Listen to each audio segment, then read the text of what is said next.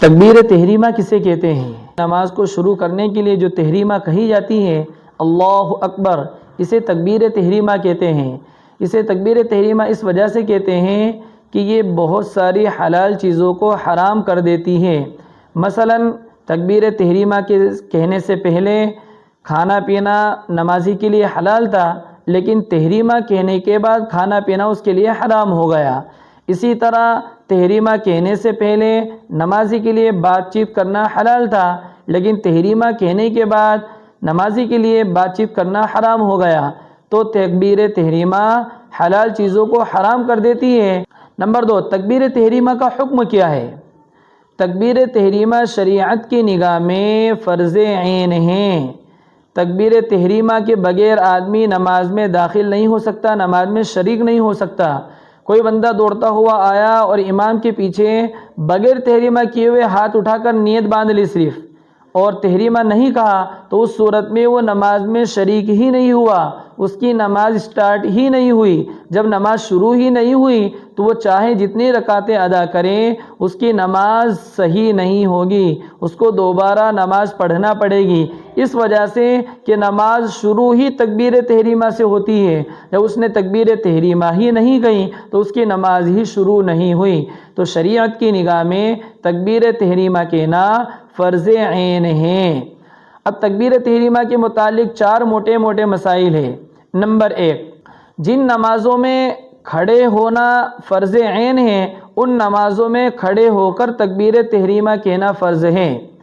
اگر کوئی بندہ امام رکوع کے اندر تھا اور دوڑتا ہوا آیا اور اللہ اکبر کہتا ہوا رکوع کے اندر چلا گیا، فقہا نے لکھا ہے اگر اس کی اللہ اکبر کی را بھی رکوع کے اندر ادا ہوئی، صرف را رکوع کے اندر ادا ہوئی، تو بھی اس کا تحریمہ درست نہیں ہوگا، اس کی نماز شروع نہیں ہوگی، اس لیے کہ تکبیر تحریمہ قیام کی حالت میں فرض ہے۔ جن نمازوں میں قیام جن بندوں پر فرض ہے ان کے لیے قیام کی حالت میں فرض ہے۔ ہاں، جن نمازوں میں قیام فرض نہیں، مثلا نفل نماز ہے یا پھر سنت نماز ہے، اس کے اندر قیام فرض نہیں، جب قیام فرض نہیں تو تحریمہ بھی قیام کی حالت میں کہنا فرض نہیں ہے۔ ہاں، ان نمازوں میں جن نمازوں میں قیام فرض ہے ان نمازوں میں تکبیر تحریمہ کا کہنا بھی فرض ہے، اس لیے پہلے اطمینان سے کھڑے ہو کر تکبیر تحریمہ کہیں، اس کے بعد رکوع کے اندر جائے۔ نمبر 2، تکبیر تحریمہ کے الفاظ ہے اللہ اکبر۔ اگر کوئی بندہ اللہ اکبر کہتا ہے، اللہ کے حمزہ کو کھینچتا ہے، یا اللہ اکبر کہتا ہے، اکبر کے با کے بعد الف بڑھاتا ہے، تو اس صورت میں یہ درست نہیں ہے، اس سے معنی غلط ہو جاتے ہیں، اس سے آدمی گنہگار ہوتا ہے۔ اس وجہ سے صحیح تلفظ کے ساتھ، صحیح الفاظ کے ساتھ اللہ اکبر کہنا ضروری ہے۔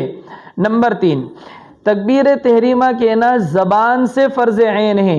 اگر کوئی بندہ دل سے صرف تکبیر تحریمہ کہہ دے تو وہ نماز میں شریک نہیں ہوگا۔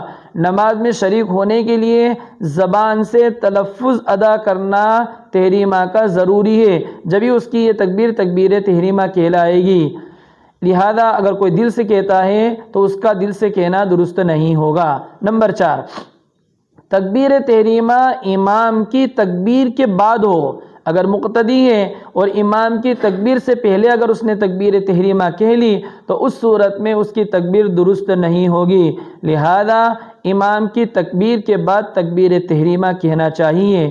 یہ بہت اہم اور موٹے موٹے مسائل ہیں، امت کو اور عام مسلمانوں کو یہ مسائل دھیان میں رکھنا چاہیے تاکہ ہماری قیمتی نمازیں قیمتی رہیں اور ان چھوٹی چھوٹی چیزوں سے ہماری نمازیں ضائع نہ ہو۔